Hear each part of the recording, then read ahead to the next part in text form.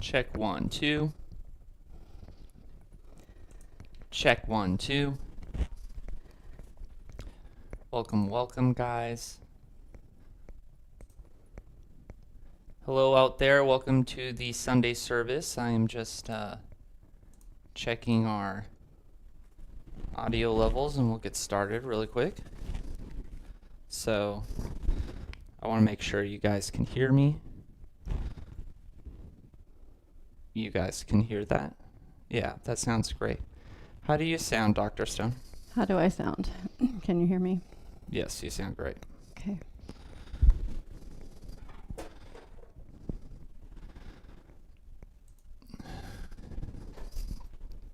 All right, welcome, guys.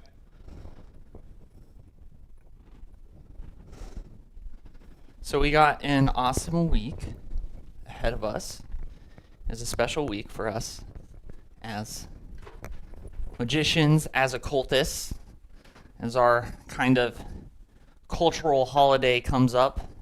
Samhain, is that how we say it? Samhain, okay. Or Halloween. But I'm really excited. This week we've got a really big election coming up on Monday. That is a magical election, not a voting election. And we also have Halloween, which a lot of us like to do rites on that. That is kind of our cultural holiday. So we're going to talk a little bit about the astrological weather this week. We're going to go into a reading from a book of alchemy, and we're also going to look a little bit at a ritual from Tantra ritual that they use to address the kind of astrological weather.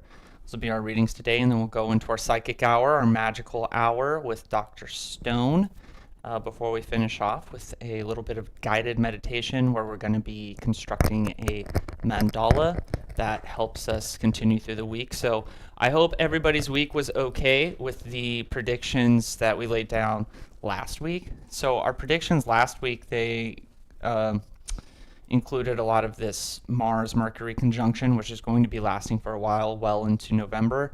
I know that I was kind of like laying down that there might be false accusers, to be very careful of business deals, contracts, that kind of thing. Mm-hmm. And that actually manifested for me, myself, on Tuesday. I was asked to sit down with a lawyer, and I had to kindly turn that down. Yes. God. Yeah. I didn't even realize it too until you pointed it out later that day. Yeah. Like, what was your prediction? I was waiting. Yeah. Yeah. So before we start off the service, let us do an invocation of the sun on this beautiful Sunday. Sunday is a day for purification, for illumination, for enlightenment. And it helps set us up for the rest of our magical week as we work with magic. Maybe we work with spirits, maybe we work with deities. We are known to probe kind of the depths of our subconscious, as well as the mysteries of the universe in esoteric, occult, and magical practice. So starting our week with a Sunday where we just kind of get all the stuff out and ask for his guidance, this is a perfect way to set you up for your magical week. So we will start with our invocation of the sun and our ritual purification. So we like to use, hold on, I've got it right here. We like to use myrrh as a purifying incense here, but you can also use white sage, palo santo, basically any purification incense. We do this just to clean our bodies, to clean our spirits, and clean our minds. And we do this under some of the principles of operative alchemy. We have our fire, our water, and let me grab our earth.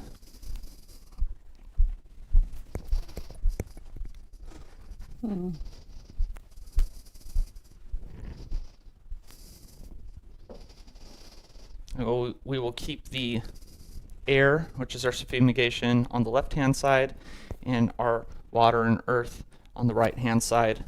This side represents manifestation, and this side represents a little bit more of the celestial and unseen realm. So we burn and cleanse with fire and burn with water. Make sure you hit all energy points. cleanse with water. We burn with water.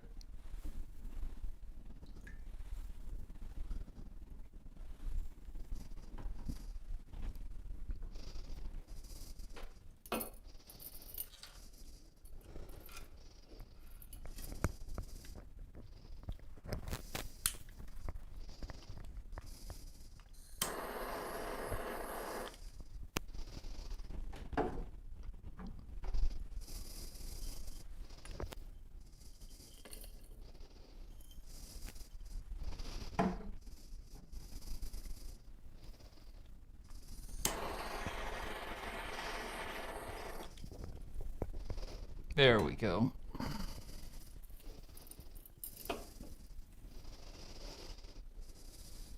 With our left hand,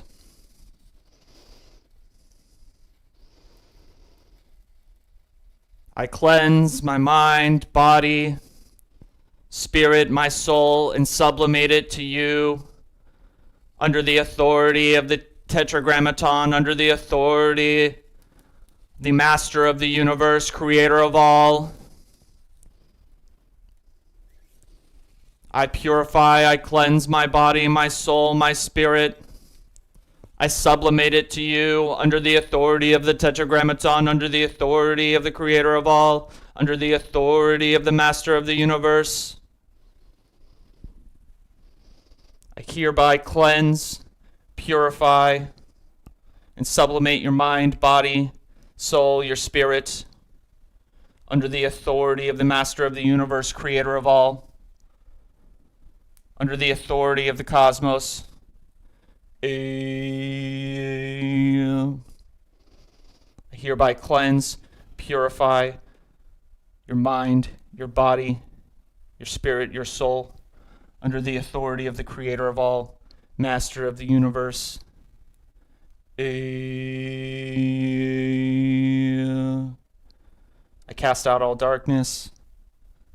I cast out all unwanted influence under the authority of the Tetragrammaton, Adonai, Sabaoth.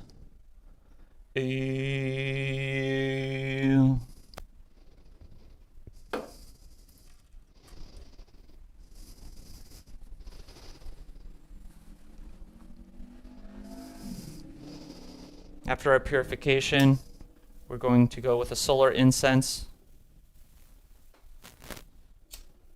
as we conjure the sun and his energies, his powers. The solar incense that we like to use, sandalwood. Before we start and make an offering, I dedicate this to you, O soul, O sun, under the authority of the master of the universe, creator of all. I send this to you, your influences, your spirits in your sphere.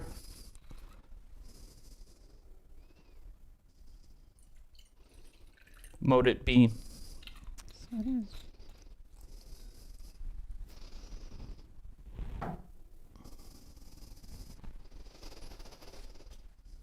Now we start with our invocation of the sun.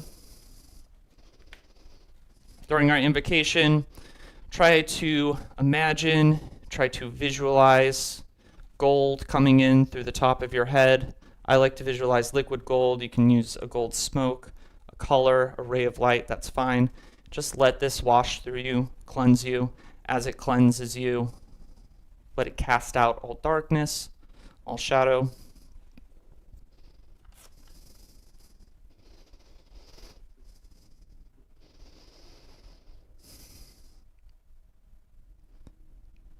May God preserve you, O sun, you who are lucky in the greater fortune, hot and dry, bright, resplendent, excellent, beautiful, splendid, and honored king above all the stars and planets, the quality of beauty, subtlety, good disposition, truth, wisdom, knowledge, riches, which are acquired by means of your power, are strengthened in you. You are the Lord of the 6 planets, you who are steered by your motion, and you rule above them, and you have authority and dominion over them. They exist obedient to you, and they debase themselves in your aspects such that when they are conjoined with you by their motions, at once they are more obedient to you and overflow with your light.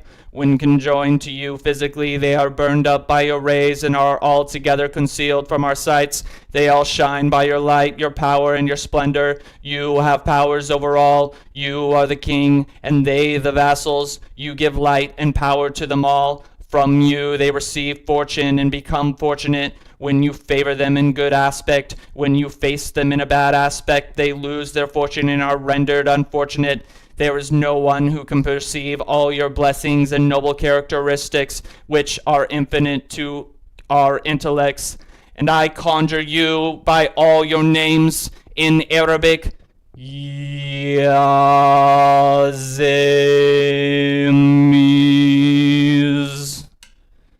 In Latin, Sol. In Phoenician, Maher.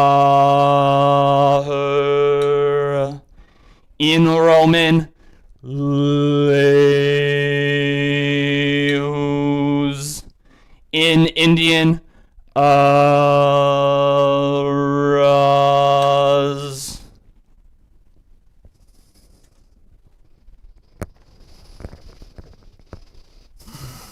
You, O soul, O great illuminator, please guide this service today. Please guide our audience, our viewers, and everybody that has joined us in this service. Please illuminate us, combust all darkness, cast light to shadow, and guide us through the rest of our week. Help us to become more like you. Help us to assume your qualities and your nature so that we may be living examples of your powers here on the material plane.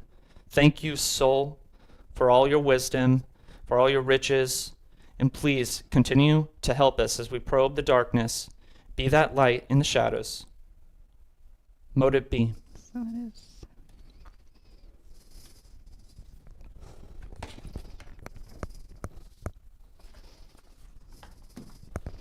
All right, so let's get to the astrological weather, right? This is a pretty nice week.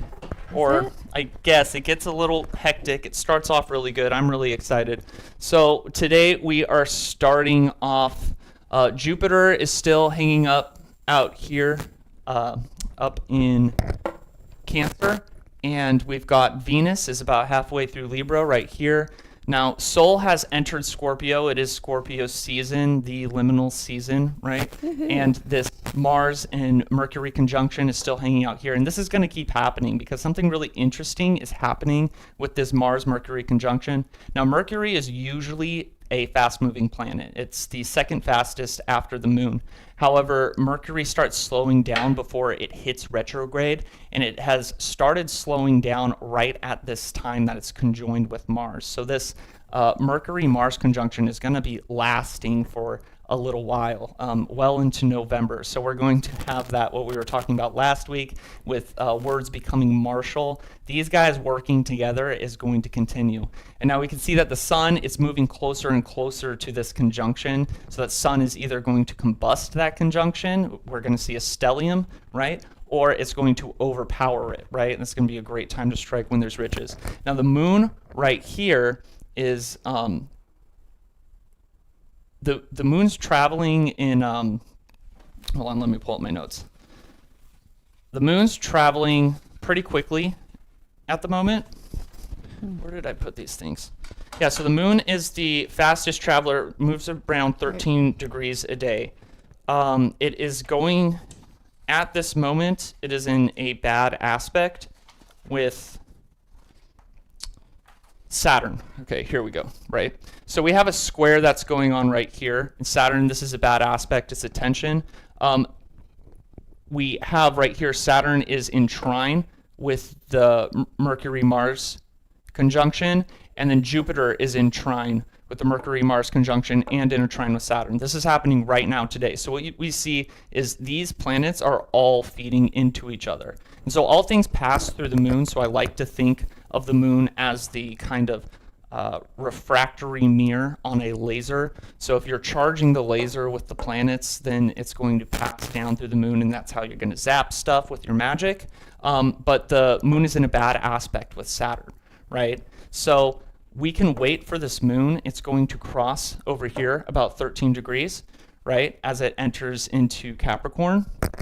And once this happens, it's going to release this square. There's going to be no bad aspect. And you're going to be able to harness the powers of Jupiter, Saturn, Mars, Mercury, and the Sun as it starts moving into conjunction. This is very incredible, harmonious relationship that is happening tomorrow night, right? And so one of the things that comes to my mind during this, if we're going to be doing practical magic, is this is the perfect time to start a business or expand a business, because you have the business acumen of Mercury, you have the ambition of Mars, the discipline and follow through of Saturn, and the expansion of Jupiter, with the Sun powering this whole thing. The Sun is associated with riches and just like regular kingship and success, everything that people aspire to when they are starting a business. So we can do a spell tomorrow night for our business, maybe solidify it. Maybe we'll make a sigil tomorrow night. Maybe we'll do a spell to expand it. But it doesn't just have to be a business. It can be any type of venture, whether it's starting a project. This is going to be a great election for this night. But even though Monday is incredible night for us, Venus starts entering a square with Jupiter on Tuesday night, and this kind of messes up the whole week, and we start to see a new tension that starts unwinding as the moon starts entering into its more malefic mansions, right? So Tuesday night, we're going to start seeing this tension of the Venus and Jupiter square that is really bad for relationships and communication. And this might start manifesting in the workplace specifically because of the mansions that the moon's going to be in. They are bad for employment. So wherever you're working, be very careful. That Mars-Mercury conjunction right there is talking about your words still. So this might have to do with this danger that's in the workplace when, watch out what you're saying to your bosses or your coworkers and that kind of thing.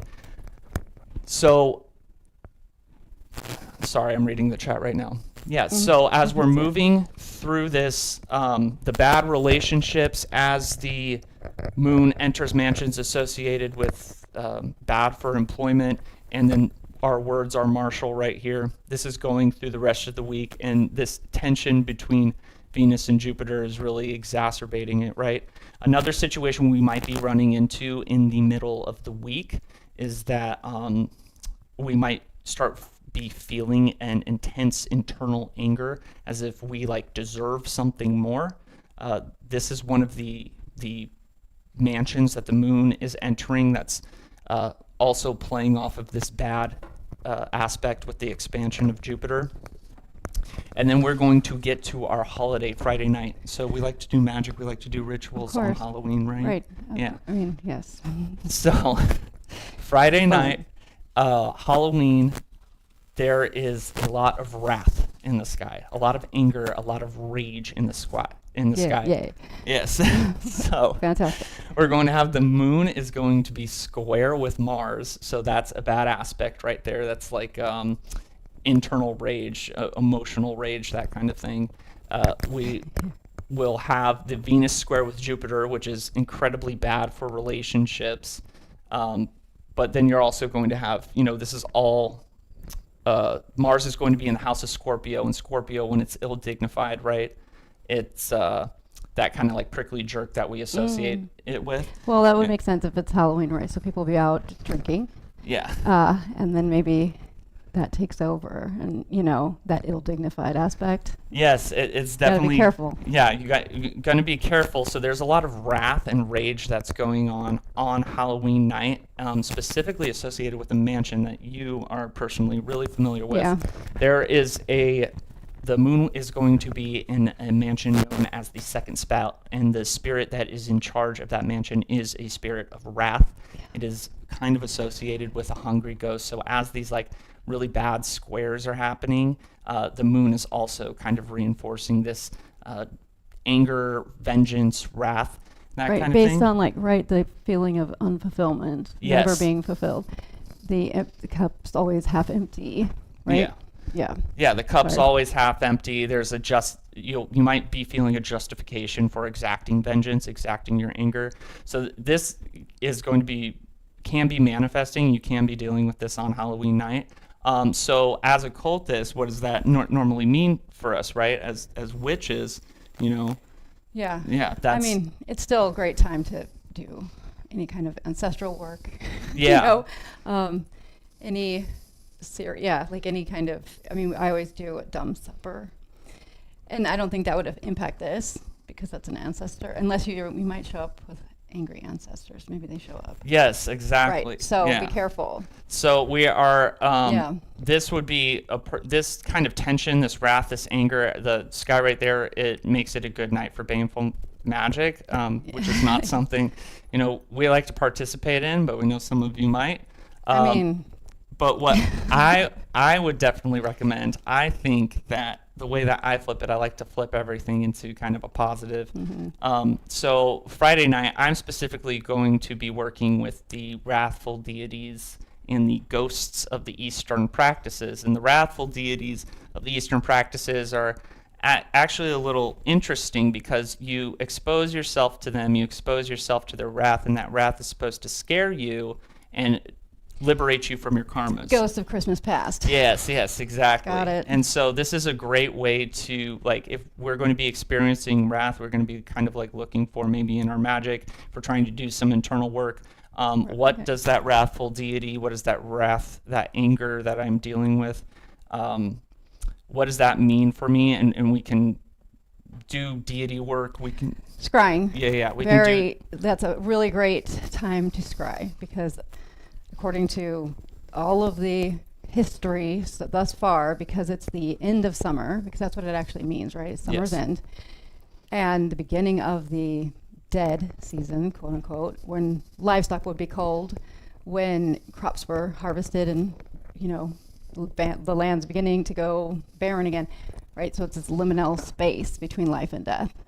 And so forever, it's been considered the thinnest day between the 31st and the 2nd of November, right? So this period is a great time to do, especially if you want to see something. Yes. Okay, definitely, I think if you actually want to see it, scrying at this time is great. You know, see it.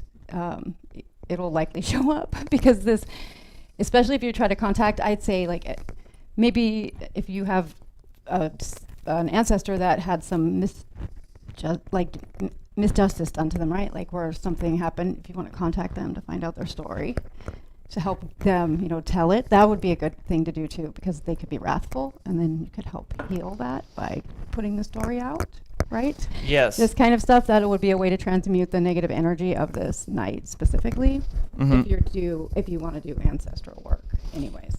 Yeah, Just a so thought. one of the big reasons that they work with wrathful entities and deities in Eastern magic and esotericism is to help break them out of their cycle of suffering, their karmas and that kind of thing. And so we can do this through magic. We can do this on wrathful nights. I also say this is this is why baneful magic works too, because there's many, you know, energies, the spirits out there that are wrathful, and they'll gladly do your bidding at this time, you know, if an opportunity arises. Not that I'm promoting that, but, you know, sometimes it needs, you know, people need to do what they got to do.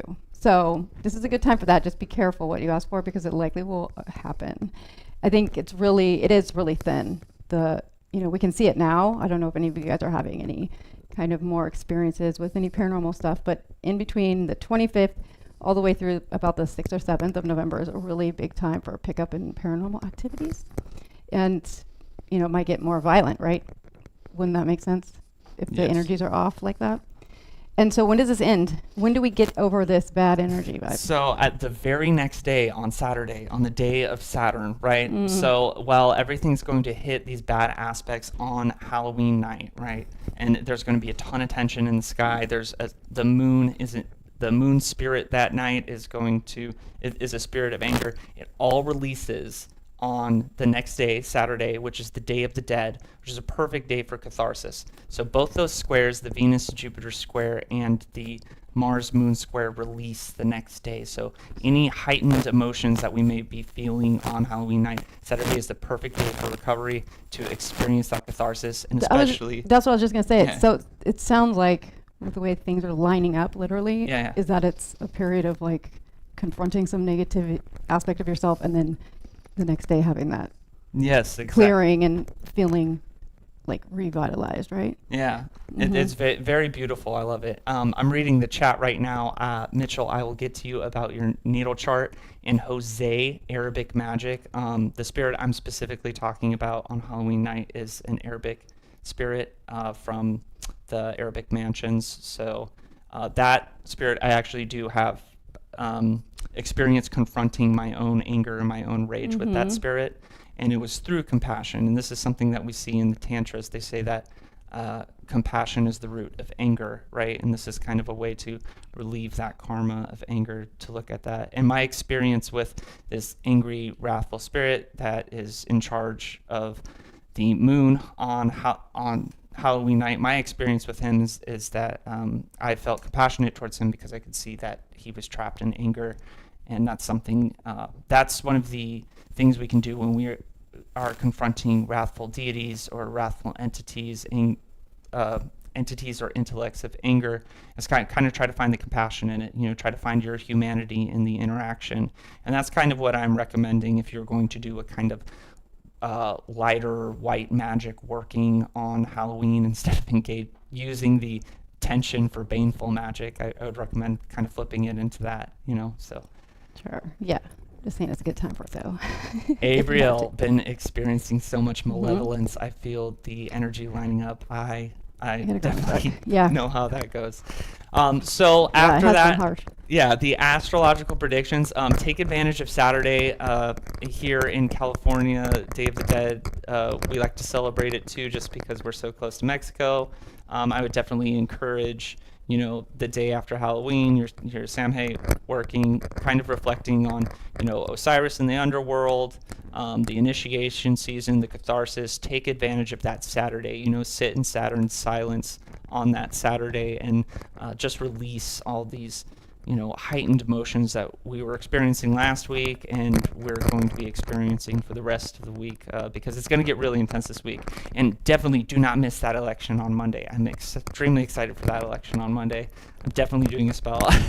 Yeah. So with that being said, I'm going to read a few different passages before we enter into our open psychic hour, and we'll be answering questions, doing divination. We can do astrology too if you want, but you can come up with your questions for Dr. Anna Stone. So I'm doing a reading from the Kitab al-Ramuz, which is a book of Arabic alchemy, I believe from the 11th century, by a man named Ibn Umayl. And they name it the source of colors, the source of tinctures, the source of the whole, the mother of tinctures, the mother of gods, and the uncoverer, and the origin of the tinctures. And the origin for every dye, and the sea of two vapors, and the sea of wisdom, and the alabaster stone, and the salt of houses, without which nothing tastes good nor becomes valid. And they name it a frog, because it is from water, and because of its changing colors and submersion back in the water, from which it originates and which it regulates its life. And they name it the snail of the mountains, and the chameleon, when it becomes colored, the soakings to which it is exposed, one color after the other, at the time of making the red. And they name it with many colors, and the peacock, because of its multitude of colors. So what Ibn Umayl is talking about in that he's giving you a list of the symbols that they use for the philosopher's stone, the symbols that you're going to be experiencing, right? And he specifically says in here, at the time of making the red. And he's talking about how the philosopher's stone, it is multicolored, right? So it's being pulled in these different directions of colors, but once it comes into the making of the red, that's when it's especially pulled. And so the reddening is the stage of alchemy that happens before it goes into the albedo, the calcination, and right before you get the spiritual gold, the philosopher's stone. So the multicolor nature is being expressed, and the colors are representing the rubido, which is the different emotions that are pulling at the adept. And these different emotions can be positive emotions and negative emotions, right? It could be love, it could be anger, it can be greed. But when the adept reaches the goal, the philosopher's stone, it maintains its consistency, right? It maintains a state of whiteness.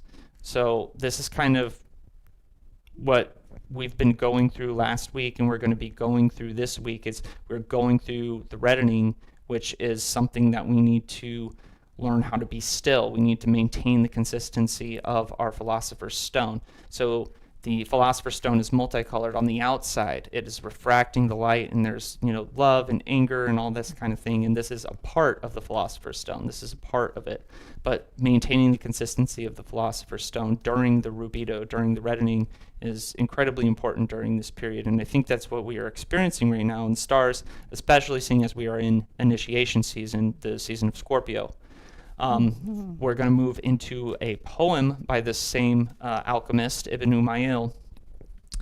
The dog in it is a guard for our souls, and the dog pushes away the violence of the fires. The dog protects its spirits and its bodies, and the dog in it is stable in the basic elements. And the dog overcomes, dissolving its breathing like magnesia for the universes. And the dog makes appear souls from what it brought together. And the dog chases away the darkness of the greases. And the dog purifies them and makes appear their color, similar to a white talcum, with safety. And the dog opens any lock that is difficult to open, any time. And the dog is called the sheik in the Proverbs. And the dog is called the lion in the texts. And the dog is called the sharp one in their description. And the dog is like the poison in the bodies. And the dog thus is the dog.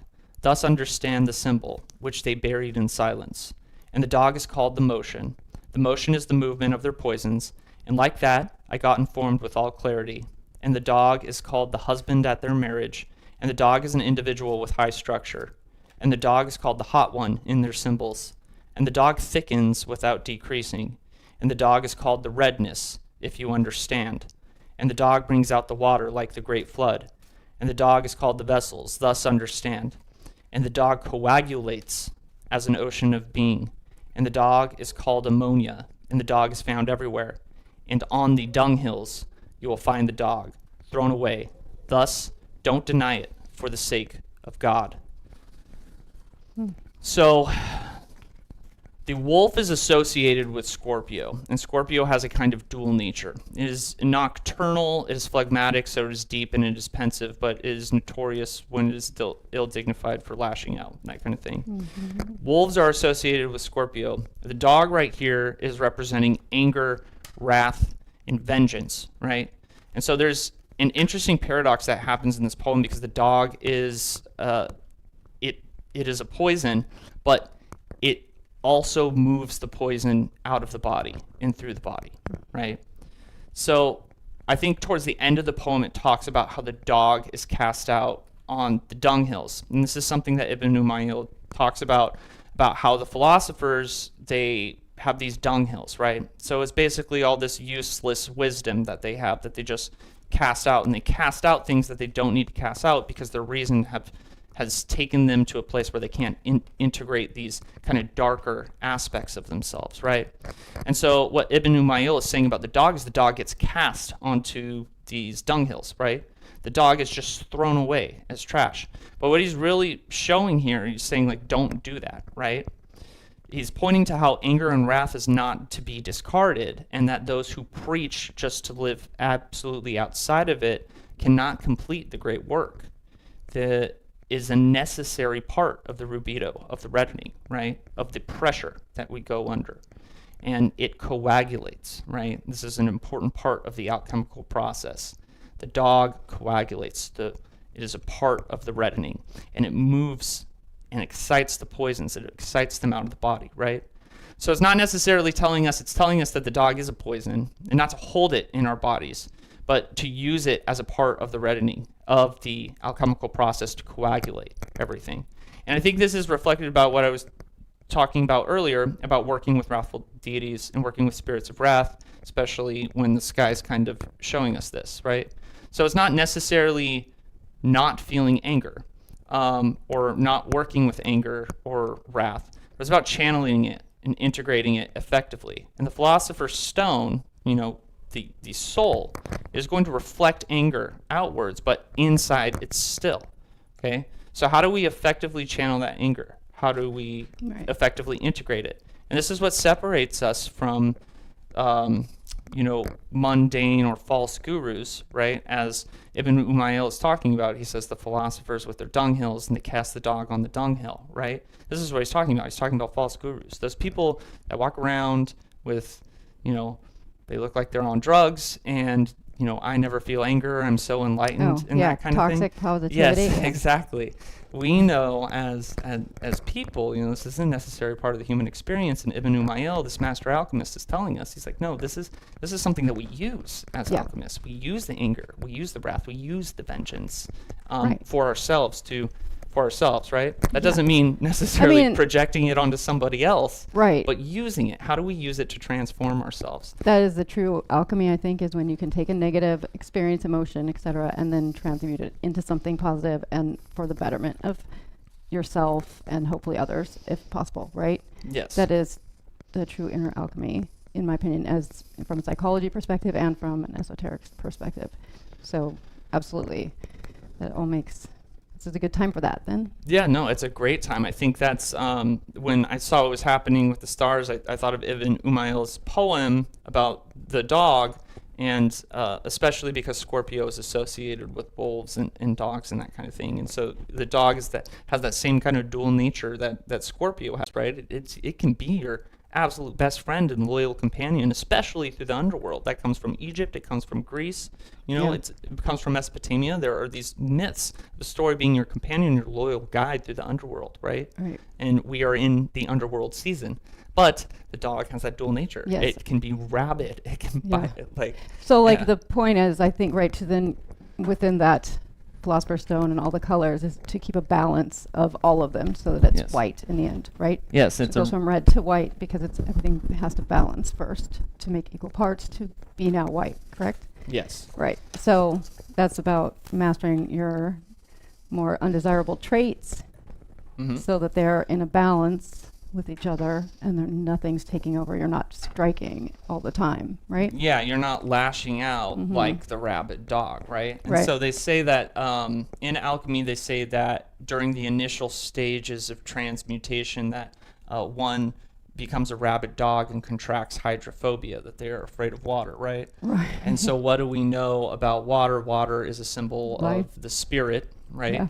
And so what they're saying in this comparison that one becomes a rabid dog is that in the initial stage of alchemy, you may be lashing out at things that are spiritual, right? But you have hydrophobia, you are afraid of the spiritual. But what Ibn Umayl is saying later in the stage of alchemy, when we're in the reddening, we learn how to use that as that anger, that negativity, that dog. We use it as a way to get the poisons out of our body. Right. Yeah. Yeah, that's interesting. Seems like this is the perfect time for all of that, but in a short period of time.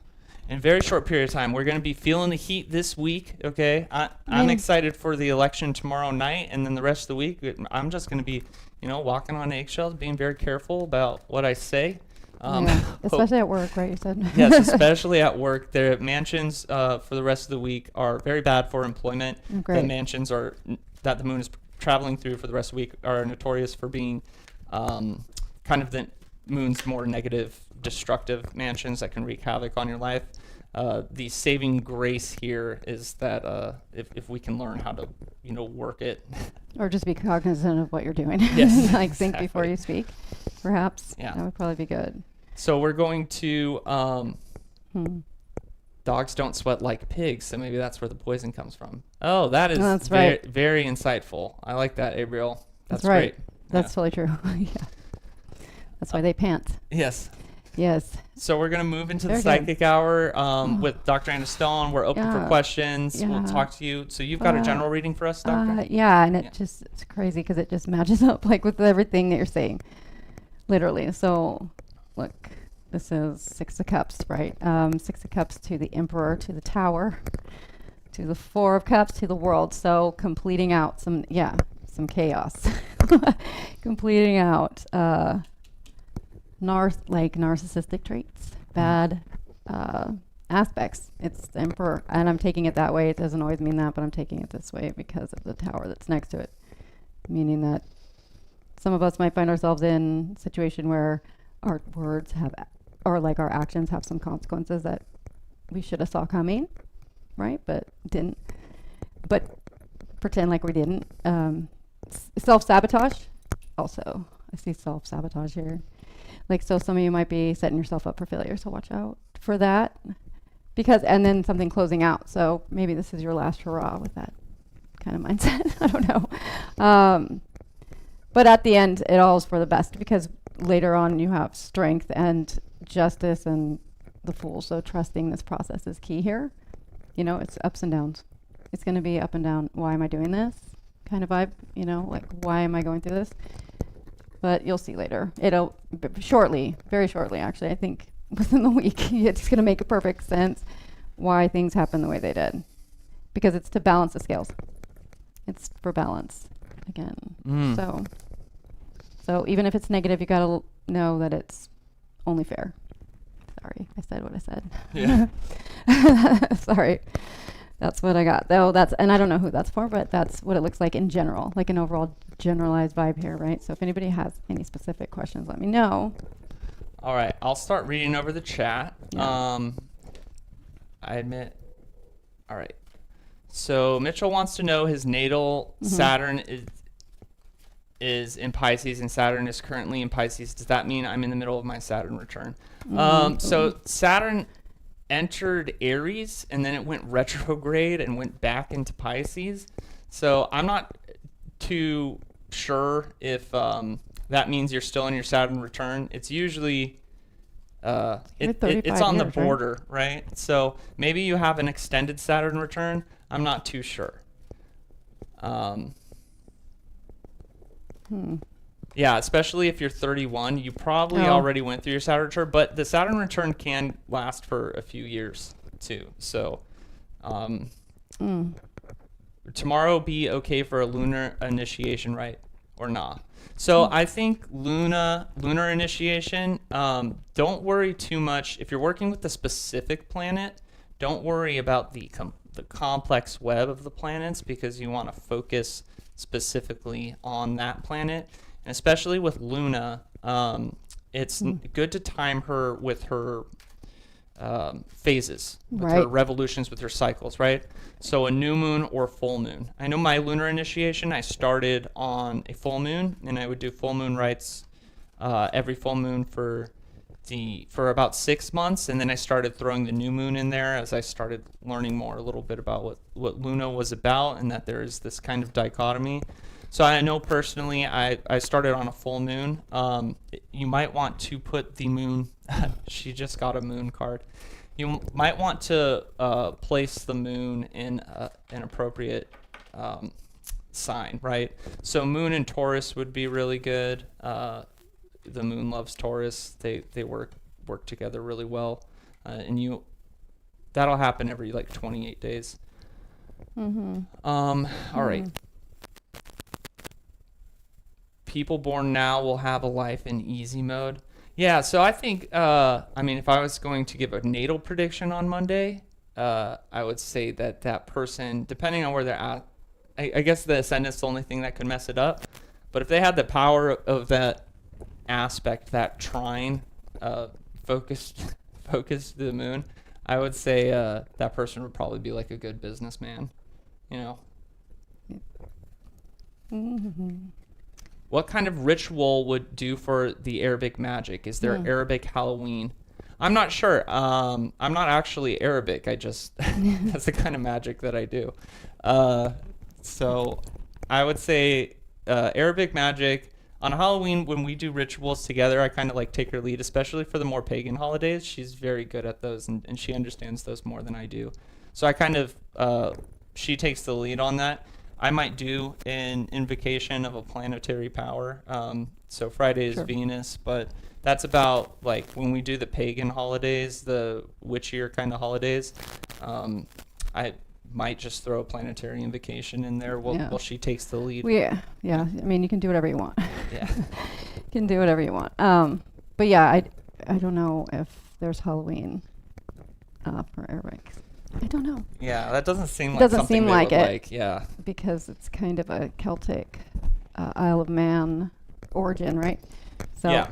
And I think Westerners are kind of considered to be, not ideal. Like, no, you know, they don't want to follow our lead, right? Yeah, right? So it's unique to Europe, at least in its roots. Right.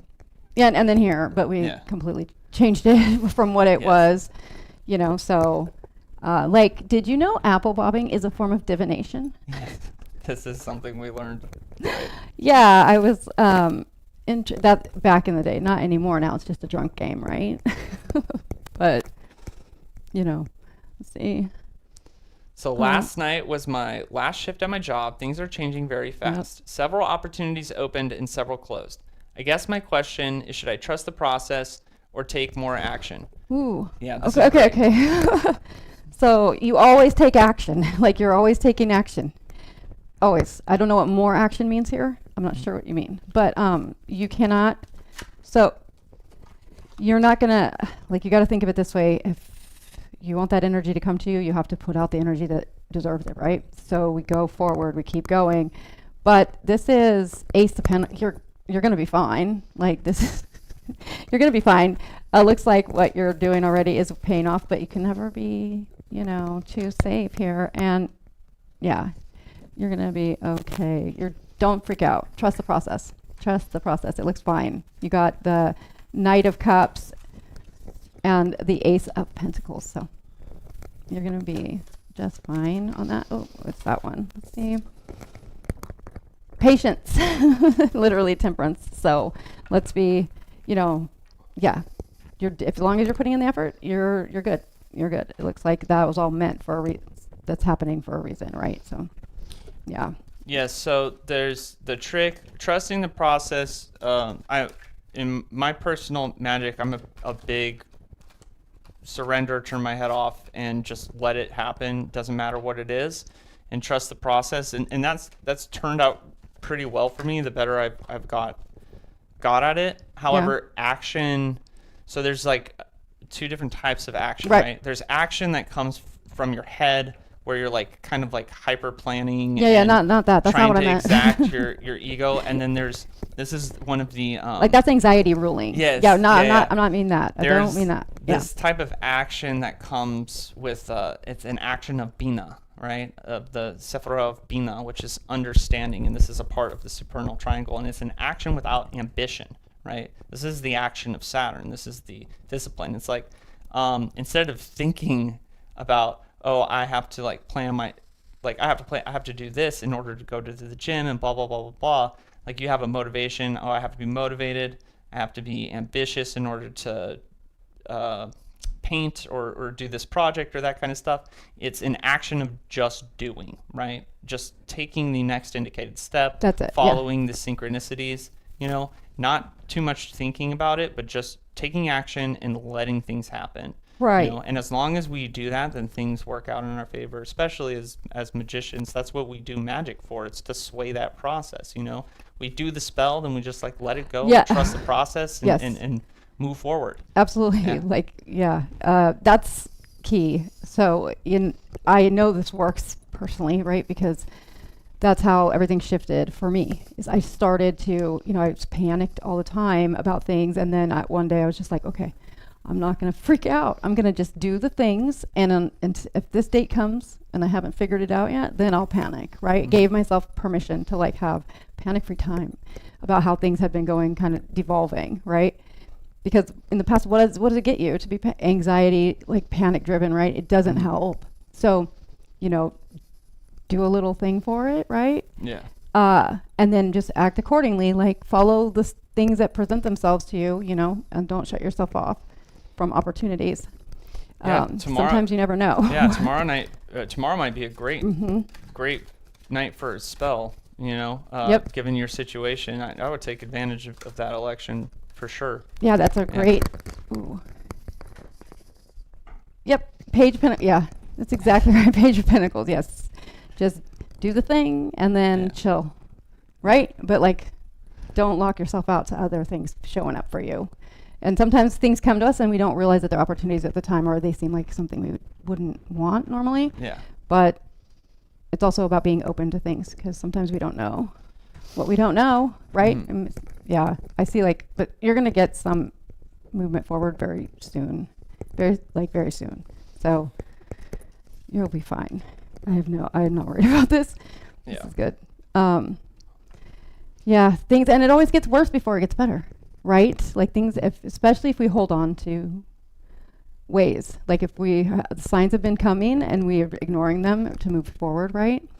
Then it will happen. It'll just get taken. Yeah. And then we're in this position where we don't know what we're going to do. Mm-hmm. So, but you do know what you're going to do. It does. It's a part of the plan, typically speaking, right? And yeah, you're going to be fine. I'm not worried for you. So hopefully that helps you. But, and let us know. Stay on track and have faith. Have faith. Faith gets us through a lot. So it's, know you deserve it. yeah, right? yeah, exactly. So you don't have to do astrological magic to use these elections. It's just knowing the time, right? Like you do like regular magic the way that you do it, but doing it at the right time. The universe is aligned for you for that spell to work. It adds an extra oomph.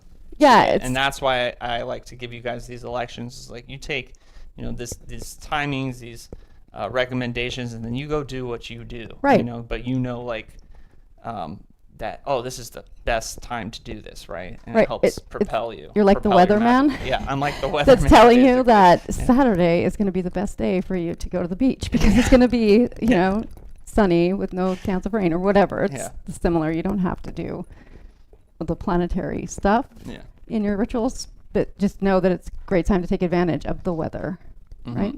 The magic weather. The magical weather, Yeah. the astrological weather. Yeah. Right? Yes. So. All right. Do we have any more questions? Yeah, no. Yeah. I mean, I hope you guys have a good Halloween Yeah. or Samhain, whatever you do. Watch getting drunk and saying dumb stuff. Yeah. I see that. Be careful. You Yeah, see that? too. Okay, that's coming. So I just see that some of you One of you might guys out have there is, issue, and I don't know why, but I'm seeing something about running into somebody at a gathering that's not going to go well. Oh yeah. Right. So just be careful. I know. Yeah. I don't know who that is, I have an idea. but I see it It's gonna very be for me. specifically. Yeah. So yeah. Yeah. All right. So with that, I think we're going to start closing out just with a simple guided meditation. I'm excited for this guided meditation though because we're going to be doing a practice from the Esoteric Community Tantra. This is a Tantra practice. There's nothing sexual in this. Don't worry. I'm not going to say anything creepy or weird. But we're basically within the Tantra practices. They're very similar to what we do in Western magic. They build these things called mandalas, which are basically magic circles, right? And so we're going to enter into this meditation. It's a guided visualization, and we're going to build a mandala from this tantric practice. And this tantric practice is specifically about interfacing with these things called dakinis, which are these female forms, and we become the female form when we interface with them. But it's great for working with, wrathful deities, with wrath, anger, and so hopefully we're going to find a little bit of a center. We're going to be using this tantra practice to kind of emulate what Ibn Umayel was trying to explain to us, which is this kind of philosopher's stone that's in the center, casting out around it all these beautiful colors, and these colors are the different emotions that pull on us, right? And so within the tantric practices, within the yogas, it's not about if you're trying to avoid a feeling, that is still a karmic chain, that is aversion, right? So it's like, I don't want to feel sad. It's like, well, that's still a karma. It's about just letting it be, just experiencing it. Right, because when we hold it in, that's when it becomes like the monster. It right? manifests in maladaptive coping mechanisms. So I'm going to be doing a guided, my guided meditations are guided hypnosis, right? So we're going to sit back. We're going to get into a comfortable position. I want you to get your feet on the ground. You're fine. For the audience. Yeah.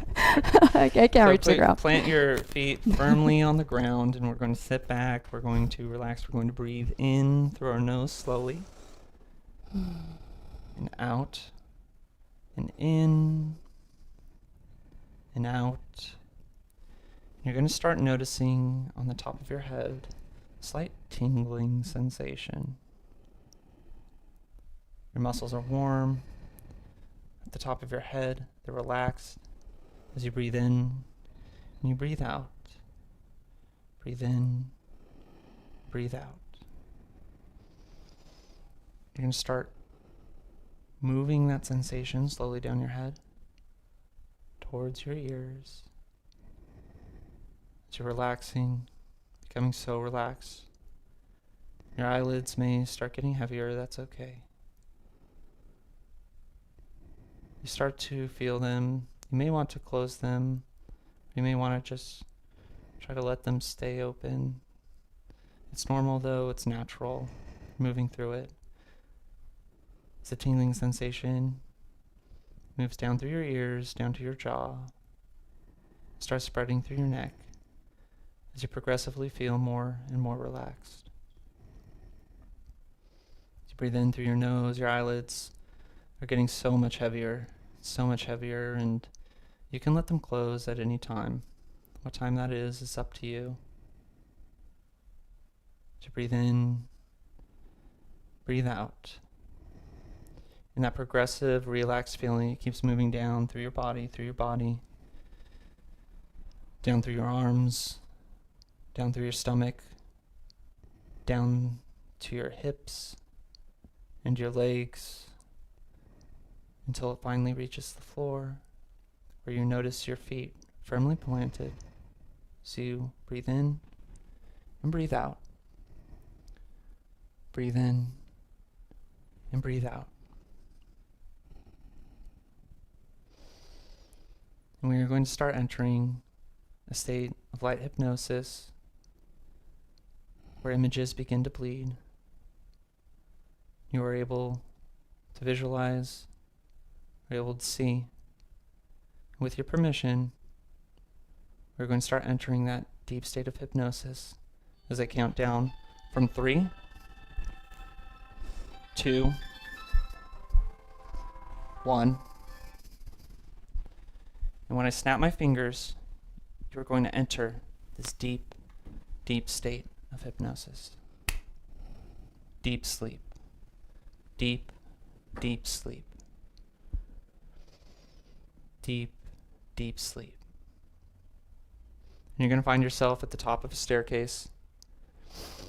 At the top of this staircase, there are 20 steps. And we're going to start descending down the staircase.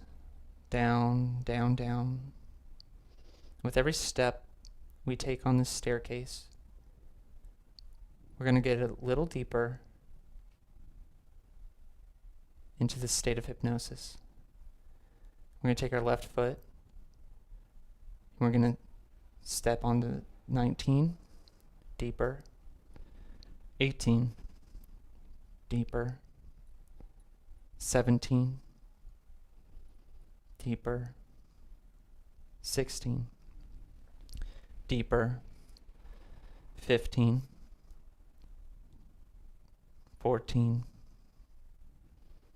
13, 12, 11, 10, 9, 8, 7, 6, 5, 4, 3, 2, 1. Now you are so incredibly deep in this state, completely relaxed, calm, comfortable, and safe. You're going to allow me to walk you through the construction of our mandala. This mandala is going to help us in the week ahead. It's going to center us. It's going to help us craft a stone as we find consistency in it, constancy. I want you to pull deep out of your subconscious mind your own mantra. It's going to be one syllable. You know what this mantra is. It comes to you naturally, intuitively. Something you've always known. You've known for many years, many lifetimes. You're going to lay down a circle around you. And in the center of this circle, you're going to see a bright blue, electric blue lightning. You're going to become this great lightning. The lightning, the Vajra of the Triniverse. And terrifying deities are going to bow down to you, having conceived the treasury of all Vajras, of all these electric blue hammers, symbols that you are becoming. So you're drawing this perfectly round wheel, and you're going to place down seals. These are personal seals, personal sigils. You're going to place them around inside this circle, completely around you. Intuitively, naturally, you're going to pull these out and place them within this circle. These are the seals. These are your seals. These are seals you have already known. They've been with you for years. They're deep in your subconscious and your intuitive mind. Perhaps they come from your guardian. Perhaps they come from your higher self. And in the center, once the seals are installed, you're going to pick up that blue Vajra, that blue lightning. There's blue sapphire in color. It is blazing with light. It has 5 prongs, and it terrifies the terrible ones. I want you to face the east of this great wheel. There is a blazing Vajra, this lightning, this hammer. It is an ornament. I want you to face the south now. You're going to see a great jewel. It is wreathed with many light rays. Now we're going to face west.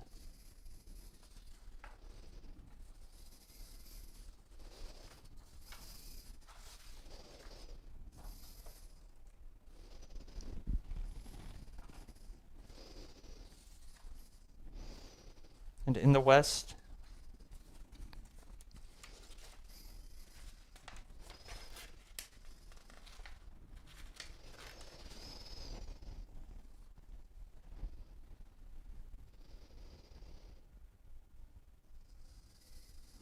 you're going to see a giant hammer.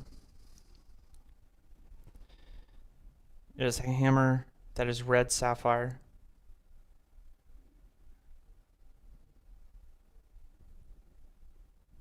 And in the north, you're going to see many women. And these women are stores of excellence.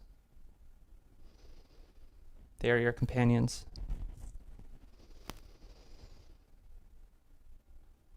And around this great mandala that you have constructed, the terrifying ones, the wrathful ones, they bow. I want you to feel your spine. It is standing fully erect. It is not bent. As it nourishes your brain, it nourishes your head. Your brain, your head, it communicates through the spine, which is fully erect, not bent. It communicates with the rest of the body.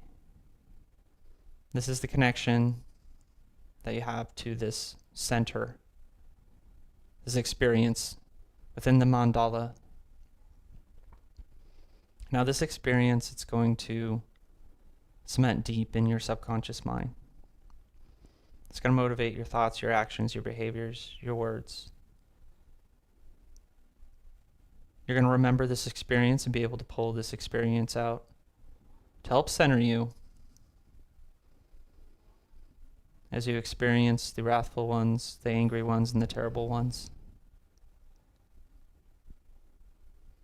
And these things bow to you, the magus, the witch, the wizard. These things surrender themselves to you. They are outside your mandala. They look at you in the center. You have become the Vajra.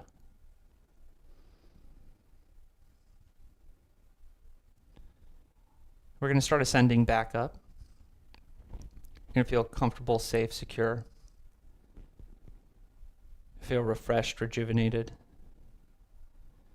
You're going to hold on to this experience. You're able to come back here, back to this mandala that you have constructed, and utilize it to find that constancy in your stone. 1, you drift up a little lighter. 2, refreshed, relaxed, rejuvenated. 3, your subconscious mind, it stores away this mandala, this experience. 4, you slowly approach the surface. 5, you open your eyes. You join us back with the land of the living. Welcome back. That was cool. All right.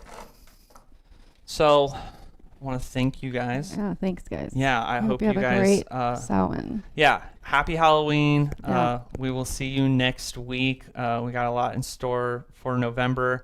I hope you guys have a good week. Let us know how things go for you. Yeah, let us know how things work out.